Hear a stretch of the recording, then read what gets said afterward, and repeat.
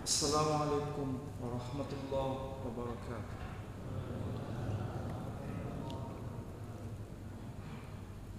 Alhamdulillah rabbil alamin. Alhamdulillahilladzi arsala rasulahu bil huda wa dinil haqq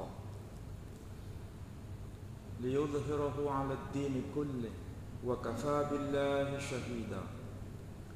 Ashhadu an la ilaha illallah wahdahu la syarika lah wa ashhadu anna Muhammadan abduhu wa rasuluh la nabiyya ba'da.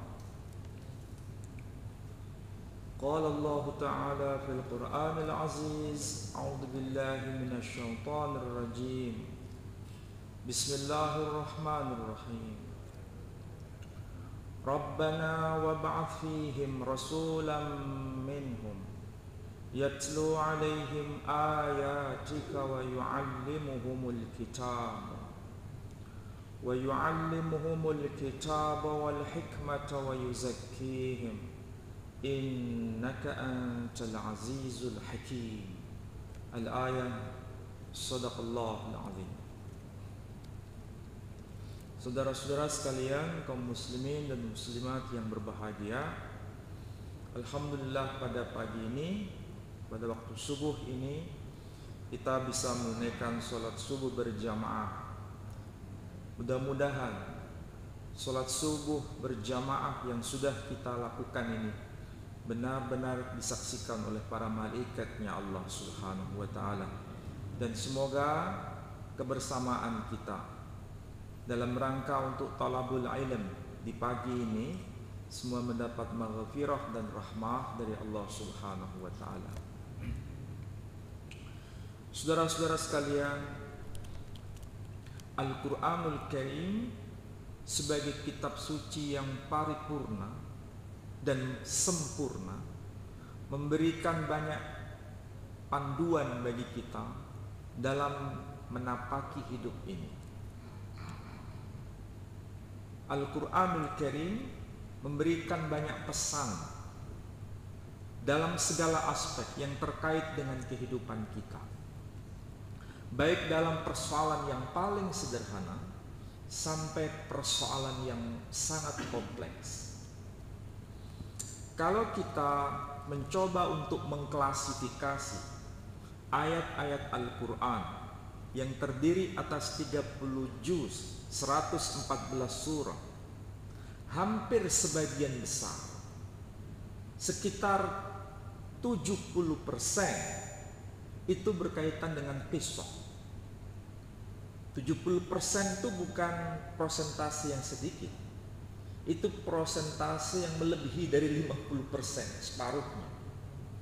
Ternyata dari sekian 70% itu berkaitan dengan kisah. Apa itu kisah? Kisah itu berkaitan dengan kisah. Kalau bahasa sederhananya kisah. Kisah di sini bukan sesuatu yang sifatnya fiktif, tapi sesuatu yang sifatnya fakta historis, pernah terjadi. Sesuatu yang sudah pernah terjadi di masa lampau. Dan sengaja, memang Allah sengaja mengabadikannya di dalam Al-Quran karena peristiwa sejarah itu pasti berulang dan bisa menjadi teladan, menjadi panduan untuk hidup kita di masa depan. Masa lampau itu terkait dengan masa kini, masa kini terkait dengan masa depan. Itulah sebabnya kisah itu begitu penting. Jadi kisah bukan sekedar cerita masa lalu yang tidak punya makna, tetapi memiliki makna yang sangat penting karena ada kaitan dengan masa sekarang, dan masa sekarang ada kaitan dengan masa depan. Nah, itulah sebabnya kita diingatkan oleh Allah Subhanahu wa ta'ala untuk selalu merefleksi diri, mengingat tokoh-tokoh yang dibicarakan di dalam Al-Quranul Karim, supaya kita bukan sekedar mengenal tokoh ini secara personal, tapi juga mengikuti teladannya. Kalau dengan bahasa yang sering kita dengar, ada istilah apa itu? Jas merah. Jangan sekali-kali melupakan sejarah. Karena ini bukan sekedar cerita, tapi memang terkait dengan masa depan. Nah, ada sesuatu yang cukup menarik ini di dalam Al-Qur'anul Karim. Tadi saya baca ayat yang termaktub dalam surah Al-Baqarah ayat 129. Tapi itu diawali dengan ayat 127. Ayat 127 ini menarik karena di situ ada tokoh yang disebutkan. Secara umum kita pasti kenal tokoh ini dan memang termaktub dalam Al-Quran. Secara bahasa kita mungkin tidak semuanya banyak tahu. Kalau yang umum dibaca ayat 127 itu, Bismillahirrahmanirrahim. Wa idh yarfa'u Ibrahimul qa'ida minal baiti wa Ismail. Itu yang biasa kita baca. Disebutkan nama tokoh-tokoh itu. Tapi ada sesuatu yang harus kita dengar dan barangkali di antara kita banyak yang asing. Nabi mengajarkan pembacaan yang agak sedikit tidak kita kenal. Bacaannya disebut Bismillahirrahmanirrahim. Wa idh yarfa'u Ibrahimul qa'ida minal baiti wa Ismail. Jadi disebutkan nama Ibrahim, disebutkan nama Ibrahim. Pertanyaannya, kalau saya sensus di sekitar kita yang ada di sini, kita ini lebih akrab mendengar nama Ibrahim atau nama Ibrahim? Nah, jadi kalau di prosentase hampir sebagian besar kita 90% lebih banyak mendengar akrab dengan nama Ibrahim. Jarang sekali di antara kita mendengar nama Ibrahim. Mengapa ini penting? Apakah salah satunya ada yang salah? Tidak. Dua-duanya benar. Mau Ibrahim, mau Ibrahim, dua-duanya benar. Cuma yang satu akrab di telinga kita, yang satu tidak akrab di telinga kita. Tetapi tokoh ini sangat dikenal, bukan hanya dikenal, sangat terkenal. Dan bukan hanya dikenal dan sangat terkenal, tapi namanya diabadikan dalam kitab-kitab agama-agama. Berarti ini bukan tokoh eksklusif. Ini tokoh inklusif yang diterima oleh semua. Yang diterima oleh semua pihak. Yang diterima oleh semua golongan. Yang diterima oleh siapapun, baik mereka yang satu iman maupun yang beda iman. Ini tokoh penting. Kalau ditanya secara jujur, apakah ini tokoh hanya milik umat Islam? Jawabannya tidak. Ini tokoh milik semua. Dan mereka semua, termasuk kita, mengakui tokoh ini penting. Saking pentingnya, berapa kali kita menyebut nama tokoh ini? Baru saja kita tunaikan sholat berjamaah. Berapa kali nama ini disebut? Ketika kita bertahiyat, apa yang dibaca? Allahumma salli ala Muhammad wa ali Muhammad kama sallaita ala. Nah, kita sebut nama Ibrahim. Apakah ini hanya milik kita? Bukan. Ini milik bersama. Diakui bersama. Diteladani bersama. Dan menjadi figur utama dari semuanya. Kalau kita tanya kepada kaum Nasrani, mereka selalu akrab baca, inilah daftar silsilah Yesus Kristus keturunan Daud, keturunan Abraham. Ada itu dalam kitab sucinya, Injil Matius pasal 1 ayat 1. Kalau bahasa aslinya disebutkan El Dilidute Aiso de Mesihu Breh David Breh Abraham. Ini sesuatu yang termaktub dalam kitab di luar Quran, tapi kita bisa baca dan kita bisa konfirmasi. Kamu tahu tidak tokoh ini? Mereka sangat respect dengan tokoh itu. Ketika kita tanya kaum Yahudi juga sama. Setiap hari tidak lepas mereka selalu menyebut nama tokoh ini. Apa yang selalu dibaca? Shema Israel Azanai Elohino Azanai Echad. Kalau mereka menyebut Azanai Echad, kita menyebut Allahu Ahad. Kemudian diteruskan Elohei Avotenu Elohei Avraham Elohei Yitzchak Elohei Yaakov. Tuhannya bapak-bapak kami, Tuhannya Ibrahim, Tuhannya Ishak, Tuhannya Yakub.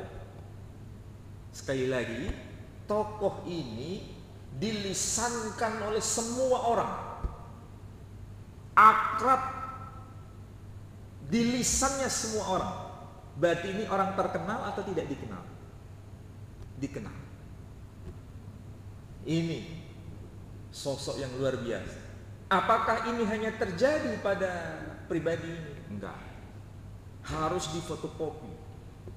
Kalau kita harus bisa tahu orang seperti ini, pasti dikenal. Kenapa dikenal?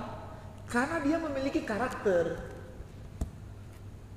Kalau tidak dikenal, karena tidak memiliki karakter. Harus dikenali dengan karakter itu. Salah satu karakter utama disebutkan dalam Al-Quran. Disebut apa ini? Inna Ibrahim lahalimun awwahum munib. Saya konsentrasi pada halim. Sesungguhnya Ibrahim itu memiliki karakter. Karakter apa? Halim. Siapa yang ngomong begini? Allah tabaraka wa ta'ala. Jadi Allah sendiri yang mengenali tokoh ini sebagai pribadi yang memiliki karakter halim. Jadi di hadapan Tuhan, dia itu di hadapan Allah Subhanahu wa ta'ala sudah memiliki kriteria. Salah satu kriterianya adalah halim.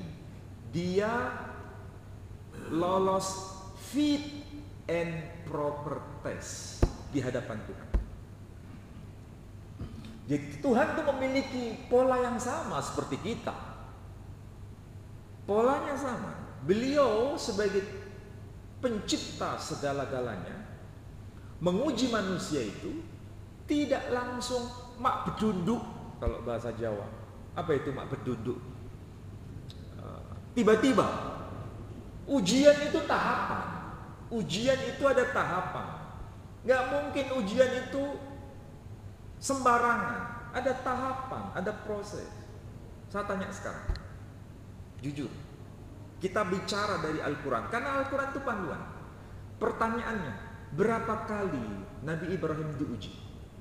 1 kali atau 2 kali? Berkali-kali. Ujiannya apa saja? Banyak. Yang paling dikenal di telinga kita, ujian yang paling berat yang dia terima, ujian apa? Mengorbankan putranya. Itu ujian terberat. Apakah sebelum ujian itu ada ujian yang lebih ringan? Ada. Artinya ujian lebih ringan itu tahapan sebelum ujian yang berat. Sama seperti kita. Kita sekolah saja, ada SD, SMP, SMA, kuliah. Ada ujian SD, ujian SMP, ujian SMA, ujian di kampus. Ujian di kampus ada semester 1, ada semester 2, sampai pada akhirnya ujian skripsi. Skripsi itu ujian S1. Kelanjutannya ujian tesis S2. Selanjutnya ujian disertasi. Artinya apa? Ujian itu bertahap. Tidak mungkin ujian itu mak pedunduk, nggak bisa. Tiba-tiba langsung, nggak bisa. Allah Subhanahu wa Ta'ala melakukan hal yang sama. Seperti itu.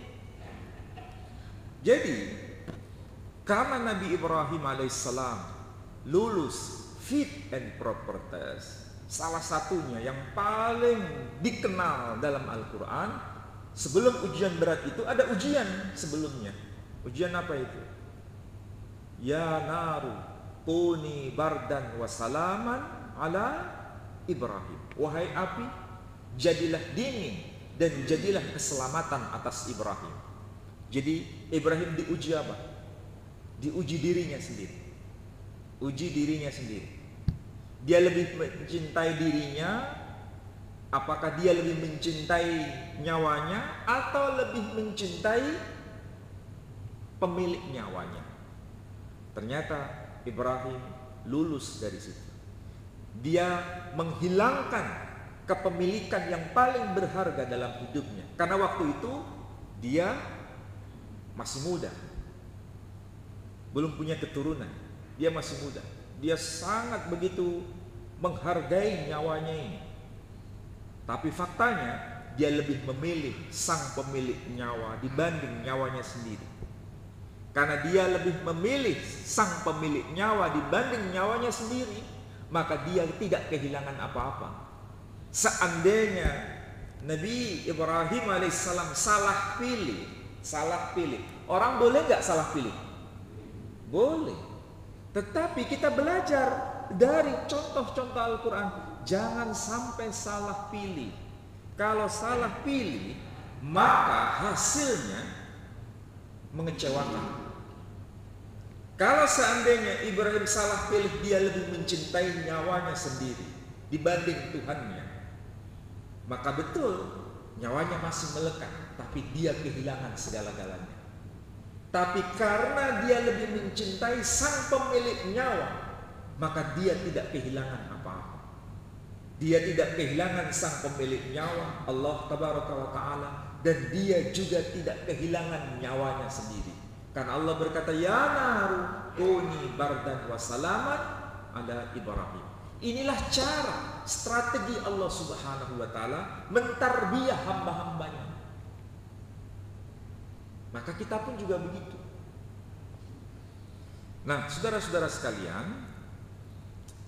karakter dari Ibrahim yang disebut halim itu salah satu modal utama Ibrahim, sehingga dia dipercaya oleh Allah Subhanahu wa Ta'ala membangun rumah sucinya.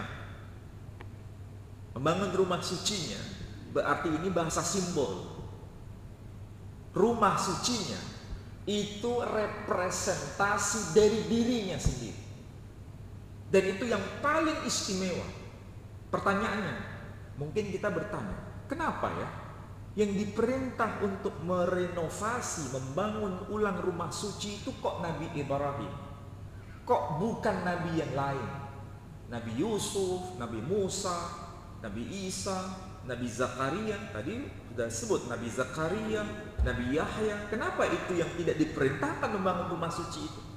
Kenapa harus Nabi Ibrahim? Kenapa?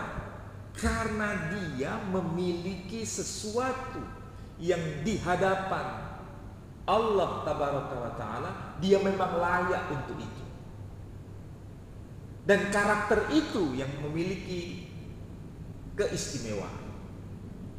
Maka kita pun sama, harus menetapkan kriteria apa ya yang kita bisa jadikan acuan. Harus, dan memang harus punya itu. Kalau tidak, wah, bermasalah pasti bermasalah. Nah, yang paling penting pada diskusi atau kajian kita pada pagi ini tokoh tidak pernah hanya memikirkan masa atau eranya. Dia bicara mengenai masa depan. Sekali lagi tadi sudah saya katakan, masa lalu terkait masa sekarang, masa sekarang terkait masa depan. Ini tokoh tidak egois. Ini tokoh tidak hanya bicara mengenai dirinya, tapi dia pikirkan masa depan. Apa buktinya? Di ayat 128. Rabbana waj'alna muslimaini laka.